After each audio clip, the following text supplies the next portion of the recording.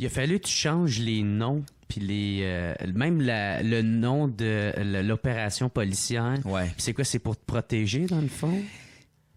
Tu sais, quand on fait un film basé sur des faits vécus au Canada, il y a dans le financement, pour que le financement passe, OK, il y a des assurances qui sont obligatoires, comme une assurance qui s'appelle l'assurance erreur et omission. Ça, c'est une assurance qui rassure tous les investisseurs, tous les gens qui sont impliqués, le distributeur, les producteurs, ceux qui ont mis l'argent, que s'ils se font poursuivre pour quoi que ce soit, qui vont être couverts par la compagnie d'assurance pour pas qu'ils se ramassent dans des procès puis dépenser des millions de dollars. Okay? Donc, l'assurance à mission, ils lisent ton scénario, puis ils donnent des recommandations, puis des fois, il y a des affaires qu'ils vont refuser d'assurer. Ils vont dire « Ah non, ça, si tu gardes ça de même, ça, on n'assure pas ça. » Et donc, pour ça, cette analyse-là, il y a des avocats qui font l'analyse de ton scénario puis qui sortent des questions. Souvent, ils vont me poser des questions, tout ça.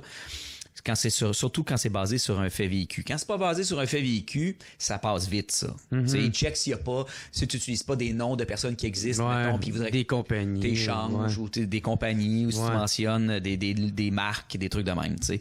Mais là, quand c'est basé sur des faits vécus, ça va un peu plus loin.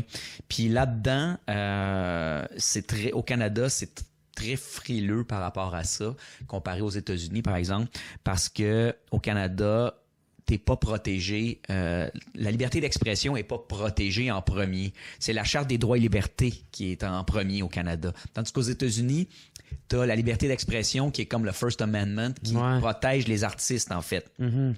Et nous, on n'a pas ça. Donc, au Canada, tu peux te faire poursuivre plus facilement pour... diffamation. Oui, exact. C'est comme si la vie privée des gens est plus protégée en premier. Donc, à cause de tout ça, les avocats recommandent toujours d'être extrêmement prudents.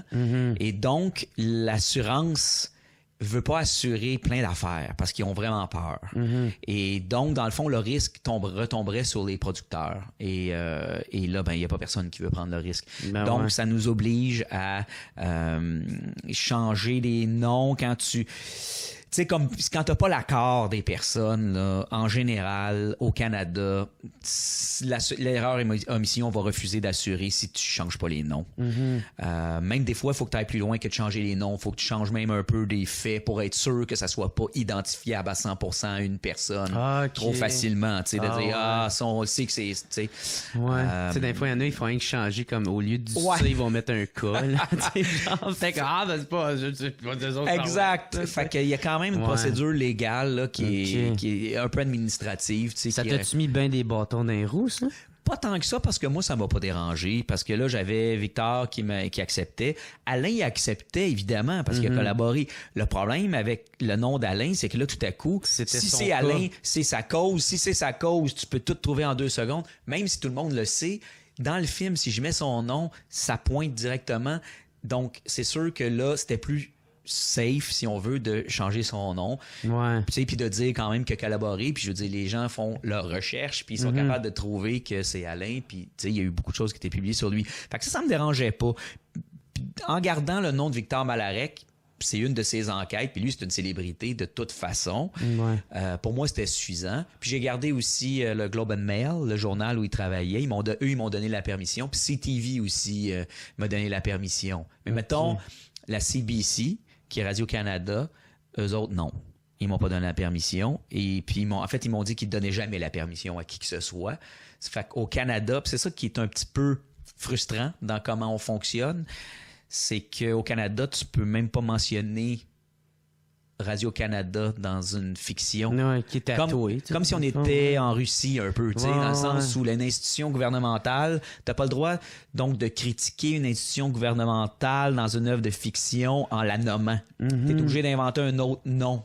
Ou sinon ils vont te poursuivre. Ce qui est ils pourraient. C'est-à-dire qu'ils te donnent pas la permission. Fait que dans le fond, tu peux le faire, mais tu te mets à risque. Exactement. Et vu que personne ne veut prendre de risque, ben là, l'assurance veut pas. Embarque pas. Il faudrait que tu... Donc, c'est quand même un peu technique, cette affaire-là, mais c'est un petit peu... un petit peu triste, tu sais, parce que, surtout dans le cas d'un film comme ça, tu sais, pour moi, la GRC, c'est la GRC, puis le CBC, c'est CBC. T'as même dû inventer... La police, ouais. T'as inventé un corps policier, dans le fond, oui, mais pas juste moi. Je regarde tous les films québécois. La Sûreté du Québec n'est jamais mentionnée. C'est toujours un autre mot par rapport à la police provinciale. Ouais, la police provinciale. Ou des agents fédéraux. Puis ils font des chars différents avec des logos différents au Québec. T'es pas comme aux États-Unis où t'as le FBI, puis le NYPD, puis t'as le monde, puis c'est comme ça respecte l'institution vraiment avec le logo. Au Canada, tu vois jamais ça dans aucun film. Mais non.